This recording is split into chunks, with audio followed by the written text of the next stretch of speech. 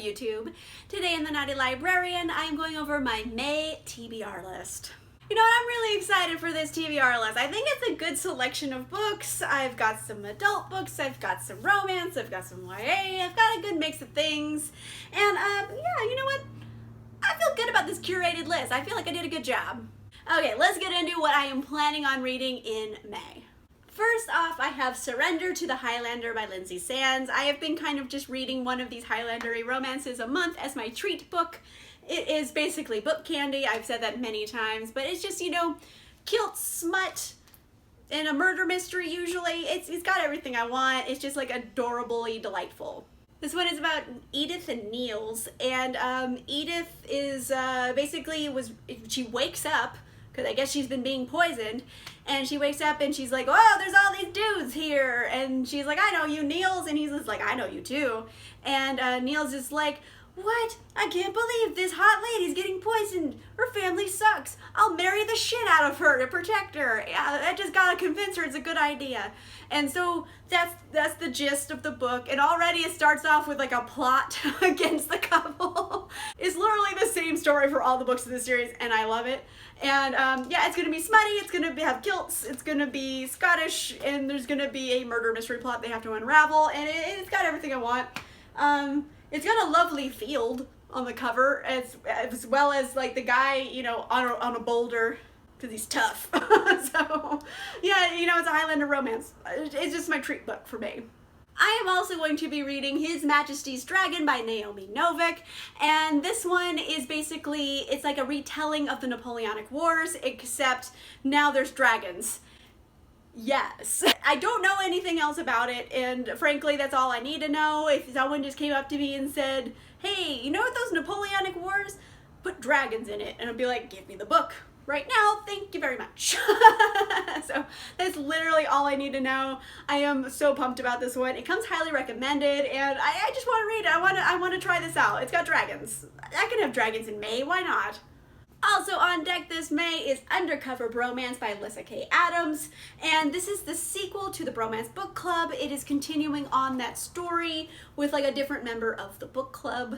This time in particular, we're dealing with Liv and Mac. Mac is kind of a playboy type character, and Liv is the sister of the main heroine in the first book. So they kind of have very bold personalities, both of them. So I feel like this might be a little bit of enemies to lovers. Not exactly sure, but it is kind of based more like with romantic suspense, because basically these guys read romance novels in order to understand women better, and that's what the Bromance Book Club is. And I don't know, I'm excited. I've heard from multiple sources that it's even better than the first book, so I am very excited about this one, and I think I might enjoy it even more because I feel like these characters, while they have their own set of emotional issues, I feel like they're going to be different emotional issues than the first couple, so I might like their issues better. I have a good feeling about it. It's going to be a rom-com. I'm into it. I want to continue on with this series. Also on deck is All the Stars and Teeth by Adalyn Grace. This one is kind of, it's a mermaid story. There's magic, there's pirates and mermaids, and I am constantly searching for a good mermaid book. It's hard to find. I have literally never read a good mermaid book, and it breaks my heart because I was a little kid obsessed with mermaids for many years. So as an adult, I want to find a good mermaid book, and I'm not having a lot of luck. So I'm hoping All the Stars and Teeth like gives me what I'm looking for. Fingers crossed, I'm hoping, and at the very least it's got pirates. That could be fun, and I don't know, I'm still always looking for a good mermaid book, and part of me was like hesitant about this one, but you know what? You're gonna miss 100% of the shots you don't take. So I'm gonna try this one out, and hopefully it's gonna give me mermaid goodness. Fingers crossed.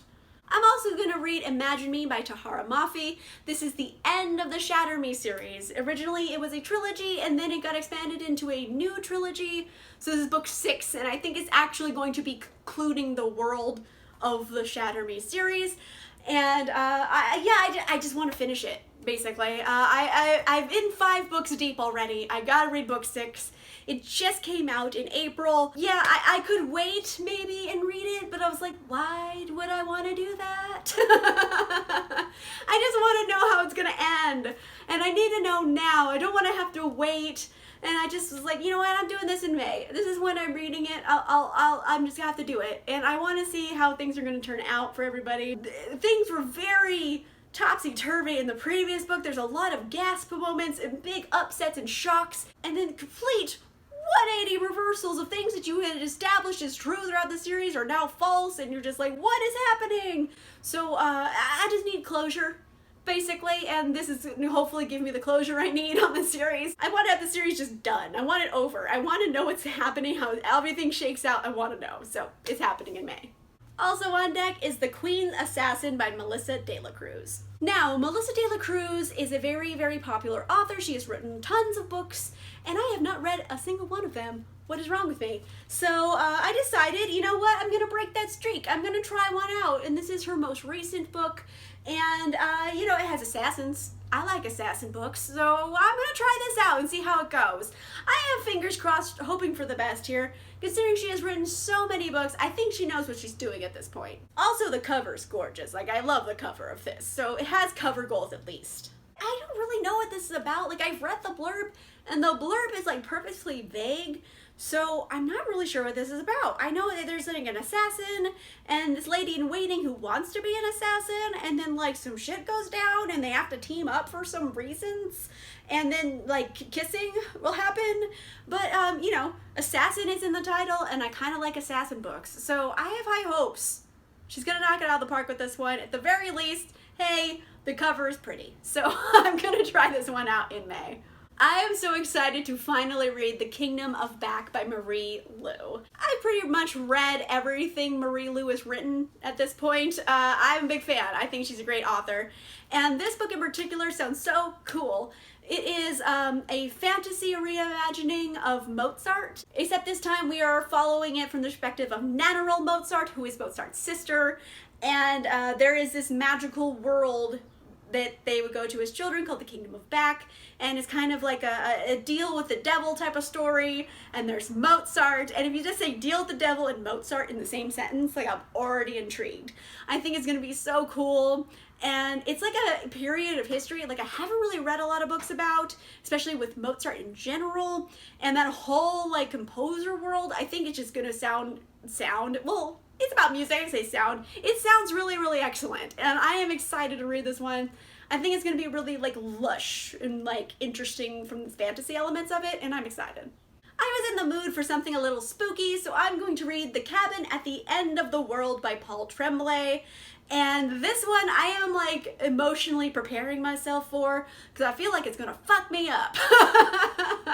It's basically this little girl and her two dads are at this cabin at the end of the world. It's a really remote cabin, and they're staying there. And then Wen likes to play in the fields because, you know, she's a kid.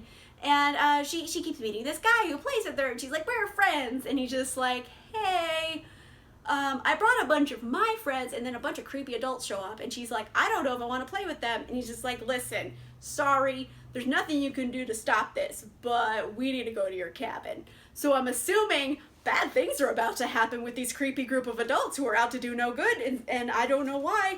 I think they're trying to save the world somehow. I don't know. It's gonna be psychologically just gonna mess me up. And I'm excited for it. And it sounds like it's gonna be very intense. And that was the last book I read by Paul Tremblay as well, A Head Full of Ghosts, which is also very psychologically intense and horror driven, and I feel like this is going to be the same thing, and I did enjoy the intensity of that book, so this one feels equally as intense, and I just wanted something good and spooky, so this one's my spooky pick for May. My one Abercrombie for the month is going to be Red Country by Joe Abercrombie. This one I actually have really high hopes for. It has been referred to as a Western type story, and you know what? I'm kind of in the mood for a Western. You know, it's going to be about revenge, and you're going to run into a lot of old characters that you haven't seen for a really long time, and you know, this how this world is working, and it's going to be a revenge story, obviously, like I just mentioned that, but like most Joe Abercrombie stories involve revenge in some form or another, and also it's a Western kind of story, even though it's fantasy, so it's like make-believe Western, I don't know, but I'm kind of in the mood for like a story that feels like a Western. Sometimes I'm in the mood for that, you know, like I'm in the mood for like a cowboy story. I don't know why. But yeah, this one seems really cool. It's the latest, not the latest, it's the next book in the Joe Abercrombie series, and I can only handle one a month because these books are bleak. So I can handle one every month. This is the book for this month, which is Red Country, and I am pretty pumped about this one. I'm in the mood for a Joe Abercrombie Western. Let's see how this goes. Last book on deck for May is The City of Brass by S.A. Chakraborty, and I have been dying to start this series for so long, and I recently just got this book. It's a first edition hardcover, which I was like so impressed with, that I got from Book Outlet for like $6. Killing it, Book Outlet, you're killing it. So I finally got a copy of it, and it's just so pretty. It takes place in like 18th century Cairo, so you know, it's like Regency era Cairo, I guess. And there's like gin and sweeping romance and epic fantasy stories, and I've heard amazing things about this series, and I'm just so into it. I've been like really wanting to start this series for so long that I decided, you know what? May's the month. I'm starting it finally so I can like read the next book, and I do believe the concluding book of the series does come out in 2020, so I can just like marathon it. I could go on and on about how much I'm excited for this book, but I think my own enthusiasm is shown through. I'm just really excited to start a series. Alright, so those are all the books I have on deck right now for May. I only picked 10 because I feel like 10 is a reasonable amount of books I can do in a month. And I don't know, I'm pretty excited about them. I've got a lot of fantasy stuff going on here. I'm hoping, fingers crossed, a lot of them are good. Some of them, I don't know if they're going to be good yet. I'm just like, you know, going in there, fingers crossed, hoping for the best. And hopefully the best will happen. But I got a lot of really cool things here. I feel like I did a good job, you know, collecting this TBR. It feels like a good well-rounded TBR to me. I don't know why, it just feels good. Let me know in the comments down below, have you read any of these books? And if so, which ones are your favorites or your least favorites? Are you planning on reading any of the same books as me in May? Let me know in the comments down below. If you like this video, make sure you give it a like. And if you want to see more videos, make sure you subscribe. And I'll see you guys soon. Bye!